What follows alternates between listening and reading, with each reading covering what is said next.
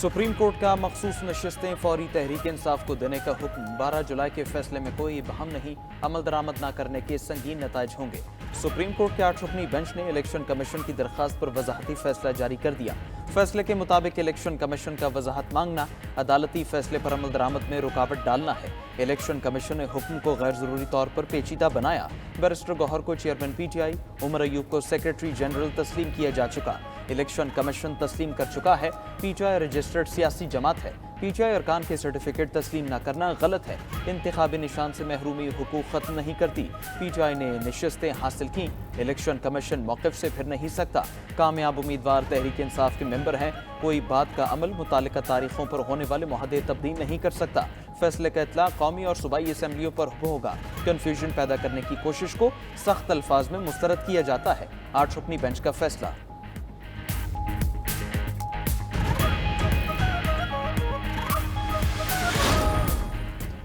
ये तासुर दुरुस्त नहीं कि इलेक्शन कमीशन ने बैरिस्टर गौहर को चेयरमैन PTI तस्लीम किया। जरा इलेक्शन कमीशन की वजाहत। PTI के इंट्रा पार्टी इलेक्शन का मामला अभी तक इलेक्शन कमीशन में ज़ेर गौर है। कोई हतमी फैसला नहीं किया गया है।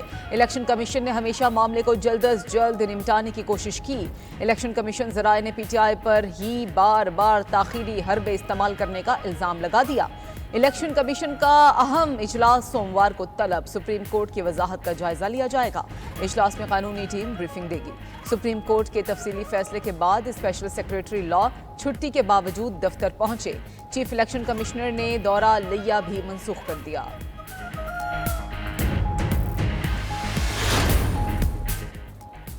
PTI का मुजव्वज़ आईनी तरमीम के खिलाफ अदालत से रुजू का फैसला। सेनेट में कायदे हिज़्ब इख्तिलाफ सेनेटर शिबली फराज ने मुजव्वज़ आईनी तरामीम के लिए 2/3 अक्सरियत लाजिम करार दे दी। आईनी तरामीम के हवाले से अभी तक डॉक्यूमेंट शेयर नहीं किया गया। मुजव्वज़ा बिल खुफिया तौर पर मंजूर कराने की कोशिश का ताना।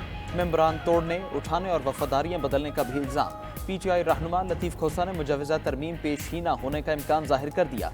कहा सुप्रीम कोर्ट फैसले के बाद हुकूमती नंबर पर सवाल उठा दिया।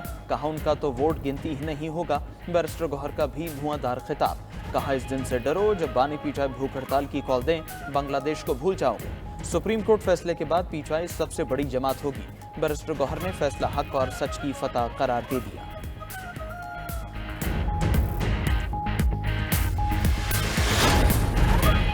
हुकूमत आईनी तरमीम का बिल आज पार्लियामेंट में पेश करेगी। मुशीर वजारत कानून और इंसाफ बैरिस्टर अकील ने वाजे कर दिया कि तरमीम किसी फर्द वाहिद के लिए नहीं। जजेस की उम्र से मुतालिक पॉइंट्स ज़ेर गौर हैं। इतलाक तमाम जजेस पर होगा। कौमी असम्बली में नंबर्स पूरे हैं। ऑपोजिशन नोट करेगी कौन किसे वोट दे रहा है। हुकूमत की नीयत साफ है। हुकूमत मावराए आइन तरमीम नहीं लाएगी। सेनेटर इरफान सदीकी कहते हैं कि आईनी तरामीम के तमाम मराहिल मुकम्मल करने की कोशिश करेंगे। पहले काबीना और फिर कौमी असम्बली से मंजूरी ली जाएगी। जब तक इलेक्शन कमीशन 41 अराकीन को नोटिफाई नहीं करता तब तक वो आज़ाद ही तसव्वुर किए जाएंगे। तलाल चौधरी बोले कि कोई चीज़ पार्लियामेंट की कानून साजी पर असरअंदाज नहीं हो सकती। पार्लियामेंट आखिरी इदारा है जिसका फैसला अटल होता है।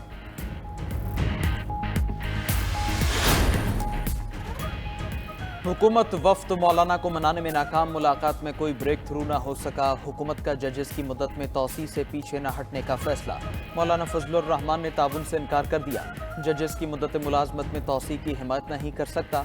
दो टोक जवाब। वज़ीर कानून आज़म नज़ीर तारड़ और वज़ीर दाखिला मोहसिन नकवी की मौलाना फजलुर रहमान से मुलाकात के लिए आमद। हुकूमती वफ्द ने मुजव्वज़ा आईनी तरमीम और अदालती इस्लाहात पर मौलाना फजलुर रहमान को आगाह किया। हिमायत की दरख्वास्त की थी।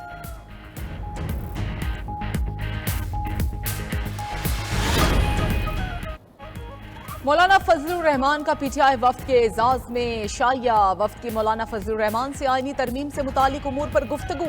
चेयरमैन PTI बैरिस्टर गौहर की क़यादत में वफ्द की मौलाना फजलुर रहमान की रिहाइश का पहुंचा।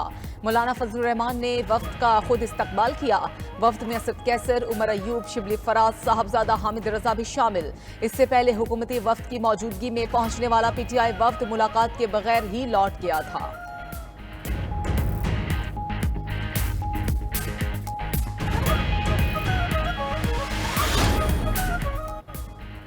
वज़ीर आज़म शहबाज शरीफ ने वफाकी काबीना का इजलास आज तलब कर लिया। आईनी तरामीम पार्लियामेंट में पेश करने की मंजूरी दी जाएगी। वज़ीर-ए-आज़म का हुकूमती और इत्तेहादी जमातों के अरकान पार्लियामेंट को इशाया, अरकान को पार्लियामेंट में हाजिरी यकीनी बनाने की हिदायत। आईनी तरमीम के लिए हुकूमत को 224 अरकान की हिमायत दरकार। कौमी असम्बली में हुकूमती इत्तेहाद के अरकान की तादाद 214 है।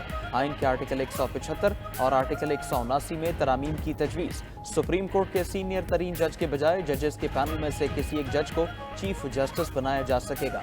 जजेस रिटायरमेंट की उम्र 3 साल बढ़ाने की भी तजवीज़। सुप्रीम कोर्ट के जज की रिटायरमेंट की उम्र 68 बरस और हाई कोर्ट के जज की रिटायरमेंट की उम्र 65 बरस किए जाने का इम्कान है।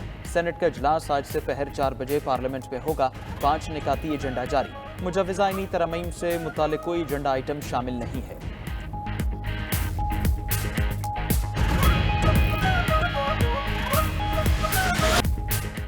आर्मी चीफ पर इल्जामात लगाए, चीफ जस्टिस की तौहीन की। बानी पीटीआई के ट्वीट पर कानूनी रद्द-ए-अमल आएगा, फिर ये रोएंगे। Chairman Peoples Party Bilawal Bhutto Zardari की कौमी असम्बली में घन गरज। कहा, कैदी नंबर 804 ने अपनी सियासत चमकाने और केसेस में रिलीफ के लिए हर इदारे पर हमला किया।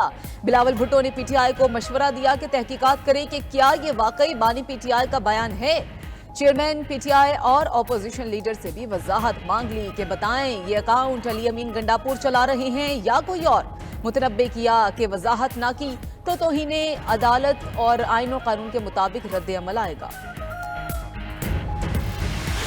ये जो ट्वीट किया है बानी पीटीआई ने, उसके बाद कोई शक रहता है, लेकिन अभी भी डबल गेम हो रही है। और डबल गेम जो है वो अली अमीन गंडापुर साहब के जरिए हो रही है।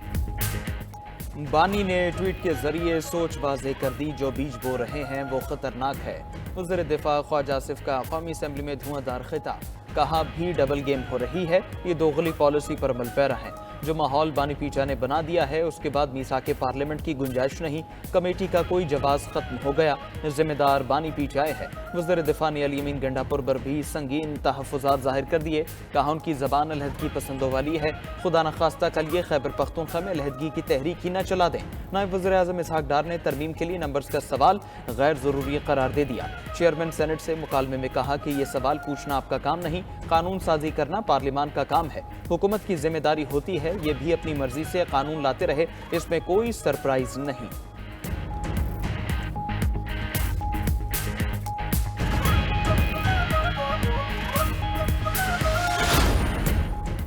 बानी पीटीआई धमकी आमेज पोस्ट के केस में शामिल तफ्तीश। एफआईए की टीम बानी पीटीआई से तफ्तीश के लिए अडियाला जेल पहुंची। तहकीकाती टीम की बानी पीटीआई से धमकी आमेज पोस्ट पर 45 मिनट तक पूछगछ।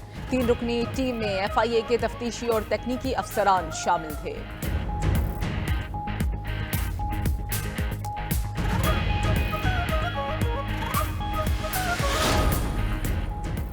इंसदाद दहशतगर्दी अदालत इस्लामाबाद के हुक्म पर पीटीआई रहनुमा शुएब शाहीन रिहा। अदालत का शेर अफजल मरवत को भी किसी मुकदमे में बगैर इजाजत गिरफ्तार न करने का हुक्म। सेक्रेटरी दाखिला, पुलिस और एफआईए को नोटिस जारी। मुकदमात की तफसीलात भी तलब। जज ताहिर अब्बास सिपरा की एमएनएस की जमानत की दरखास्त सुनने से माजरत। कहा, अरकान असेंबली की दरखास्तें मुतालिका जज खुद सुनेगा।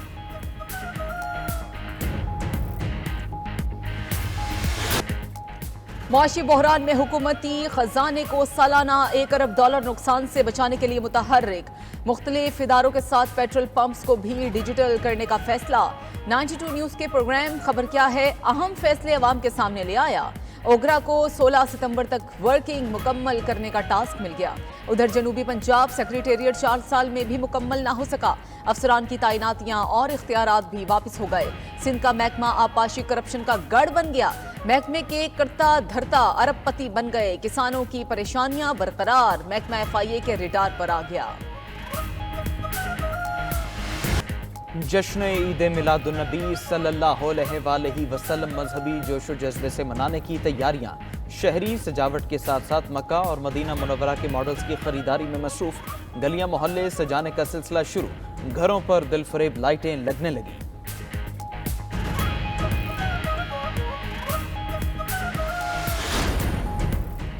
सब्ज झंडियों की बहार। लंदन में भी आशिकाने रसूल बेशुमार। ईद मिलादुन्नबी सल्लल्लाहु अलैहि वसल्लम के सिलसिले में लंदन भर में जुलूस और महाफिल।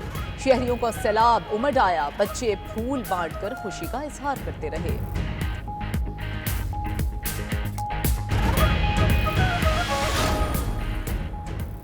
तूफान यागी ने म्यांमार में तबाही मचा दी। आर्मी चीफ ने इमदाद की अपील कर दी। सैलाब की वजह से 2,35,000 से ज्यादा अफराद बेघर। मुख्तलिफ हादसात में अब तक 66 अफराद हलाक। आर्मी चीफ जनरल मेनोंग की हुकूमत से अवाम को रिलीफ देने और उन्हें रेस्क्यू करने के लिए दीगर ममालिक से राबिता करने की दरख्वास्त।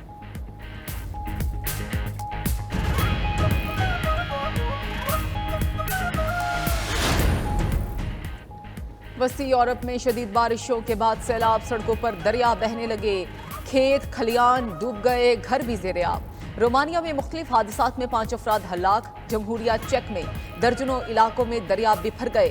पोलैंड में भी मुतासरीन की नकल मकानी। ऑस्ट्रिया में भी बारिशों और सैलाब से हजारों शहरी मुतासर।